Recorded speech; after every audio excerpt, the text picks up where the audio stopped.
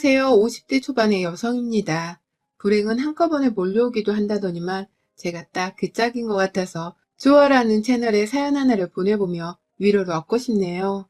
바보 같다 싶으시면 얼마든지 욕을 던지셔도 좋고 제 처지가 남일 같지 않다면 공감과 위로도 참 감사할 것 같습니다. 제 나이가 50을 넘기고 나니 참 인생사 새옹지마란 생각이 들더라고요. 정말 젊을 적에는 돈 걱정에 애들 키우는 걱정에 남편이랑 머리 맞대고서 열심히도 살아왔었는데 어느 순간부터는 그게 다 부질없던 일이라고 생각이 드는 때도 있었습니다. 나이를 먹고서 쉽게 지치고 더 이상의 젊은 친구들처럼 패기를 가지지 못해서 그랬던 건지는 모르겠지만 참 인생이란 게 별거 없다는 생각이 들더라고요. 주변에서 건강하다는 친구들이나 지인들이 하나둘 건강검진을 받았다가 갑상선암이나 대장암에 걸렸다는 소리를 너무나도 쉽게 전해왔고, 저 또한 실제로 3년 전에 갑상선암 수술을 조기치료 받게 되면서 병원 신세를 진 적이 있었습니다. 건강이 최고라고 하더니만 진짜로 나이를 먹어가면 갈수록 내 몸 하나 아픈 곳 없이 건강한 것이 최고더라고요. 물론 돈이 많은 것은 좋은 것이겠지만 말이죠. 내가 좀 더 오래 건강하게 살아서 내 아이들에게 짐이 되지 않고 끝까지 좋은 엄마이자 할머니로 남고 싶었습니다. 이제 막 결혼을 한 큰딸내미가 자식도 낳지를 않았는데 그 자식이 커서 저를 할머니라 부를 때까지만이라도 건강하게 살아보고 싶었어요.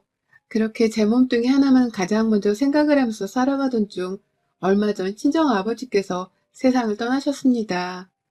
오래도록 사신 것은 아니셨지만 내일 모레 아흔을 앞두고 계셨으니 살 만큼 사셨다고는 생각을 했습니다. 사시는 동안에 특별히 몸이 아픈 곳도 없었고 다른 병치레를 하지도 않은 채 건강히 살다가 가셨기 때문에 저희 형제자매들도 다들 아버지의 가시는 길을 가볍게 배웅해 드릴 수 있었어요. 하지만 그럼에도 불구하고 사람 하나가 죽었다는 건 결코 쉽게 받아들이기 힘든 일이더라고요. 그것도 그냥 사람이 아니라 내 한평생의 부모셨던 아버지께서 돌아가셨다고 하니 장례식 때만 하더라도 잘 몰랐는데 며칠 지난 후부터 그 후유증이 말도 못하게 심했습니다. 흔히 상실을 했다고 표현을 하던가요? 제가 딱 아버지를 잃은 슬픔에 못 이겨서는 제정신으로 살지를 못했었네요. 이남 이녀 중에서 막내딸로 태어나서는 정말 아버지의 사랑을 온전히 받고 살았고 제 나이 50이 넘었음에도 불구하고 아버지는 돌아가시기 직전까지 저를 이삐라고 호칭으로 불러주곤 하셨습니다. 아버지 눈에는 제가 아무리 나이를 먹고 얼굴에 주름살이 자글자글 하더라도 그저 한없이 어리고 연약한 막내딸에 불과한 것이었죠. 어머니가 오래전에 병치레를 하다가 돌아가신 바람에 아버지는 거의 7년 가까이를 혼자서 살아오셨는데요. 분명 많이 외롭고 힘드셨을 때도 불구하고 자식들한테 짐이 되기 싫다면서 손 한 번 벌려본 적이 없으셨고 또 저에게는 특히나 막내딸이라는 이유만으로 늘 강하고 멋진 아버지로 남고 싶어 하셨습니다. 막내딸이 집에 온다고 하면 머리에 안 칠하던 무수도 오랜만에 칠하시고 사위 앞에서 점잖게 보이겠다며 한복도 곱게 갖춰 입곤 하셨죠. 가면 꼭 제 손잡고서 건강하고 행복하게 살라고 자식보다 먼저 덕담을 건네주시던 다정한 아버지셨습니다. 그런 아버지를 떠나보낸 막내딸이 바로 저였기 때문에 가슴이 한동안 미워지다 못해 헤어날 수가 없었네요. 정신없이 장례를 치르는 동안 아버지의 사람들뿐만 아니라 저희 자식들의 지인이나 친구들, 가족들까지도 모두가 장례식에 참석을 해주셨습니다. 지금 생각해도 참 감사한 일이죠. 그 중에는 저희 시댁 식구들도 있었어요. 저희 남편이 일남이녀의 장남인데요. 저희 두 아가씨네뿐만 아니라 시부모님께서도 직접 지방에서 서울까지 올라오셔서는 장례식에 참석을 해주셨습니다. 그런데 제가 웬만한 건 다 감사하다며 허리를 숙여 절을 할 수도 있을 만큼 수긍을 하겠지만 저희 시어머니의 당시 태도는 지금 생각해도 너무 이해하기 힘들었네요. 당시 제가 장례 문제로 정신이 없었기 때문에 시부모님께서 어떻게 저희 아버지 부고 소식을 듣고서 찾아오셨는지에 대해서는 잘 알지를 못했습니다. 그런데 나중에 저희 언니를 통해서 전해 들으니 남편이 시부모님을 모시러 지방까지 내려왔다가 서울에 왔다 하더라고요. 시부모님을 모시고서 주차장에서 내리길래 당연히 KTX역이나 버스 정류장으로 마중 나가서 데려온 줄 알고선 오시느라 힘드셨죠? 라면서 인사를 건넸더니만 시어머니가 아들이 집까지 데리러 와서 편히 왔어요. 라고 하고서는 장례식장으로 돌아가셨다고 하더라고요. 어쩐지 남편이 갑자기 하루 반나절 사라져서 어딜 갔나 했더니만 시댁이 있는 강원도로 당일치기를 해서 다녀왔던 것이었습니다. 곰곰이 생각을 하고 그냥 넘겨보려 하다가 혹시나 싶은 마음에 남편한테 물어봤어요.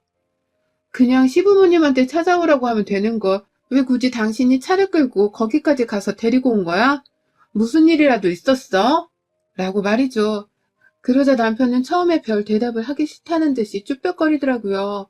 평소에도 말을 시원스레 하는 성격은 못 되어서 제가 많이 답답해하는 편이었는데 머리라도 한 대 맞은 것 마냥 눈도 못 마주치길래 진짜로 이상하다 싶었어요. 의심을 안 하다가 남편의 태도에 더 의심을 사게 된 상황이었고 꼬치꼬치 캐묻는 제 말에 남편이 말하더라고요. 하도 안 오려고 하셨어. 내가 할 수 없이.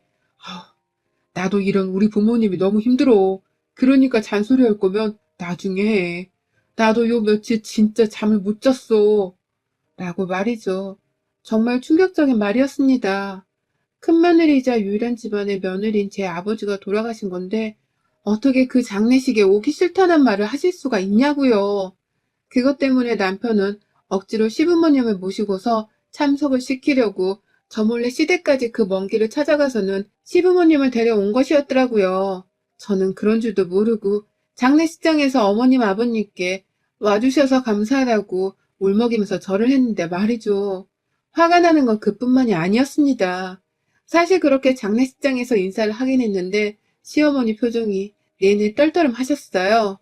저희 아버지 영정사진 앞에서 인사도 하는 둥 마는 둥 하고 급기야 저를 지나치면서 살아생전 잘 보지도 않고 살았는데 라면서 다리가 아프다고 하소연을 하며 구석진 자리에 자리를 잡고 잠시 앉으셨는데 그 소리를 저한테 하신 건가 싶어서 한참을 고민했습니다. 그러다가 결국 나중에서야 남편으로부터 시어머니의 속내를 듣고 나서는 그게 다 정말로 우리 아버지 장례식에 온 게 마음에 들지 않아서 투덜댄 소리라는 걸 알게 되었고요. 다행히 부부가 쌍으로 미친 건 아니어서 저희 시아버지는 어떻게든 장례식장에 참석을 하려고 하셨다지만 시어머니의 머릿속은 도무지 이해를 할 수가 없었습니다. 본인도 곧 가실 날이 얼마 남지 않으신 양반께서 꼭 그렇게까지 남의 장례식장 가는 걸 싫다고 티내고 싶었을까 해서 말입니다. 정말 수만 가지 생각이 들었지만 저는 절대로 어머니께 추후 화를 내지도 않았어요.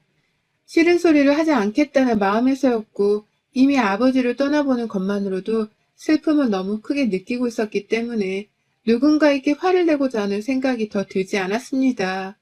다들 죽으면 그만인 게 인생이라는 생각까지 들면서 이러다 시어머니마저도 그냥 한순간에 세상을 떠나시면 내가 분명히 죄송스러운 마음에 조금이라도 후회를 할 게 분명하다 생각을 하면서 마음을 진정시켰어요.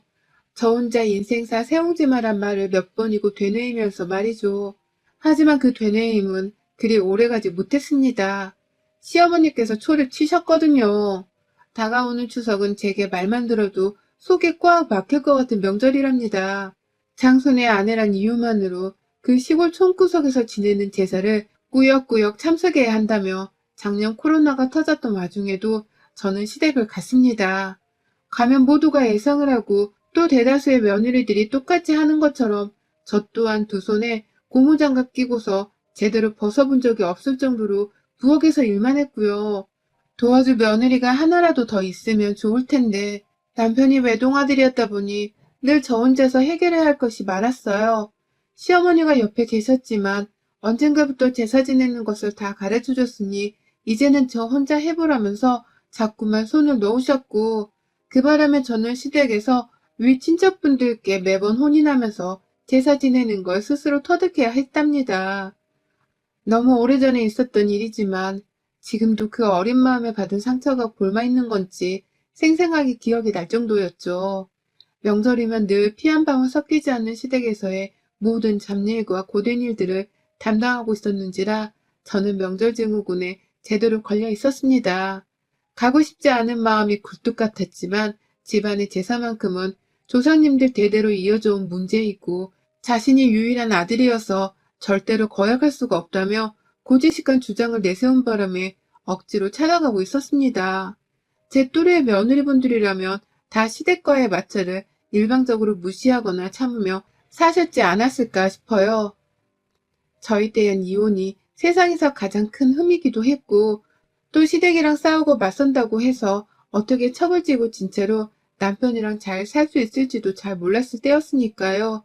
그저 여자가 참고 살아야 한다는 무식한 사상이 머릿속에 가득 차 있었기 때문에 버티고 살 수 있었는데 이번엔 정말 못 참겠더라고요. 아버지가 돌아가시고 나서 바로 일주일도 되지 않아 시어머니께서 연락을 해오셨습니다. 저희 딸아이가 할머니 전화를 너무나 반갑게 받길래 혹 어머니께서 제가 어떤지에 대해서 물어보려고 걱정되는 마음에 전화를 주신 줄로만 알았어요. 그래서 전화를 받았을 때에도 괜히 엄마 생각이 난다며 어머님 라며 살짝 울컥하기도 했죠. 하지만 정말 3초도 지나지 않아 이랬던 제 상태는 와르르 무너져 내렸습니다. 시어머니의 찬물을 끼얹는 다음 대화 때문이었죠. 너 이번 추석에 꼭 내려와야 한다. 니네 아버지 돌아가셨다고 해서 내가 절대로 그냥 넘어가는 법은 없을 거야. 우리 집 장손이 조상님 제삿날에 오지 않는다는 건 우리 집안에서 있을 수도 없는 일이고 지금껏 단 한 번도 그런 일은 없었다. 그러니 너도 얼른 니네 아버지 돌아가신 거 마음 정리하고 이번 제사에 신경 써서 일할 수 있도록 컨디션 조절 단단히 하고 와라. 너나 나나 늙을 대로 늙어서는 이제 몸 관리를 똑바로 해야 해. 제사 지내려면 며느리들은 건강이 제일이다. 라는 매정한 말씀을 침 하나도 제대로 삼키지도 않은 채 말하시더라고요. 한사코 당연한 소리를 하는 거니까 무조건적으로 귀에 담아두란 듯이 당당하게 이 말을 하셨습니다. 아버지 돌아가신 거 일주일도 안 돼요. 빨리 마음 정리하라고 말이죠. 이게 사람인가 짐승인가 괴물인가 싶더라고요. 아니 하다못해 짐승도 부모를 잃으며 가슴 아파하는 것은 매한가지인데 우리 어머님은 도대체 뭘 먹고 자라셨길래 저리 피 한 방울 나오지 않을 듯이 매정하게 구는가 싶었습니다. 시어머니의 말 한마디에 저희 하루는 완전히 엉망진창이 되었고요. 이 나이 이때껏 내가 왜 이렇게까지 시어머니로부터 시집살이를 당하며 살아야 하는지, 왜 이 나이 이때껏 제사 문제로 고부간의 신경전을 겪어야 하는지에 대해서 분이 터질 것 같았습니다. 솔직히 이런 말을 하면 안 되는 줄은 알지만 시어머니가 빨리 돌아가시기를 바라기도 했어요. 그러면 제가 어떻게든 남편이랑 말을 잘해선 제사도 하루로 다 몰아서 치르고 시어머니 잔소리도 더는 안 들을 수 있을 테니까요. 하지만 너무나 보란듯이 팔팔하고 말싸움까지 잘하시는 어머님을 볼 때마다 이런 저의 상상은 완전히 물거품이 되어버리고 말았습니다. 나이 50이 넘어서 이런 일들로 여태 스트레스를 받고 산다는 것이 참 스스로 봐도 한심하게 그지 없었습니다. 그런데 그게 끝이 아니더라고요. 제가 하도 정신을 못 차린 채로 아버지를 그리워하면서 울고 힘들어하자 남편이 절 걱정했던지 자기가 말도 없이 혼자서 시어머니께 연락을 했더라고요. 뭐 대충 예상하기로는 이번 추석에 제가 많이 힘들어서 못 갈 것 같으니 제사에 참석을 못한다는 말을 했었나 봐요. 그러자 그 말을 듣고서는 시어머니가 아주 화가 머리 끝까지 나셔서는 저한테 바로 연락을 해오셨습니다. 인사도 채 끝나기 전에 제 말을 잘라먹으면서 귀가 따가울 정도로 따박따박 소리를 지르더라고요. 야, 너는 어떻게 된 게 장남이 제사에 못 오겠다는 소리를 하게 만들어서 내 속을 이렇게 뒤집어 놓는 거냐? 네가 뭔데 장남이 제사에 참석을 못하게 만드냐고. 니네 애비가 죽은 게 뭐가 어때서? 네 애비가 죽은 게 우리 아들 탓도 아닌데 왜 우리 아들이 조상제사를 지내는 것에 참석도 못하게 만들어? 슬프면 혼자서 방구석에 쭈그려 앉아 눈물이나 훔칠 것이지. 어디 내 아들 앞에서 힘든 연기를 해서 명절에 안 오겠다는 말이 나오게 만드냐고. 라면서 말이죠. 듣는 내내 저도 상황 파악을 하느라 정신이 없었고 어머님은 어머님대로 말을 너무 빨리 뱉어서 숨이 차다는 듯이 몇 문장 말했다가 숨을 고르고 또 몇 문장을 말했다가 콧방귀를 슝 끼면서 끝까지 저를 나무라시더라고요. 아버지 돌아가신 지 그때가 2주도 채 되지 않았던 때였고 제 감정은 거의 절정에 달했을 정도로 힘든 상황이었는데 시어머니가 그런 저를 하나도 배려해주지 않으신 채 저지른 만행과도 마찬가지였습니다. 전화를 일방적으로 끊어내고는 정신이 없어 죽겠다며 바로 침대에 누워버렸어요. 아무것도 먹고 싶지도 않고 보거나 듣고 싶지도 않다며 결혼한 딸내미까지 집에 찾아와서는 제 걱정을 하는 와중에도 계속해서 침대에서 아무 말을 하지 않았고 그날 일을 끝마치고 집으로 돌아온 남편을 본 순간 제가 정말 결혼하고서 제 인생 처음으로 남편의 얼굴에 뺨을 갈겨버렸습니다. 졸지에 저희 맞사이까지도 장모인 제가 장인어른 얼굴에 손을 갈기는 꼴을 보게 되었지만 그 순간만큼은 창피한 것이 없었습니다. 오로지 전 내 아버지 돌아가신 걸 제대로 슬퍼하지도 못하게 만드는 이 어처구니 없는 시어머니의 만행을 남편에게 알리고 싶었어요. 내가 이 나이 이때껏 제사를 지내느라 시집살이를 하는 것도 열불나 죽겠는데 이제는 아버지 돌아가신 후에 느끼는 슬픔까지도 시어머니께 시집살이 마냥 잔소리를 들으면서 치유해야 해.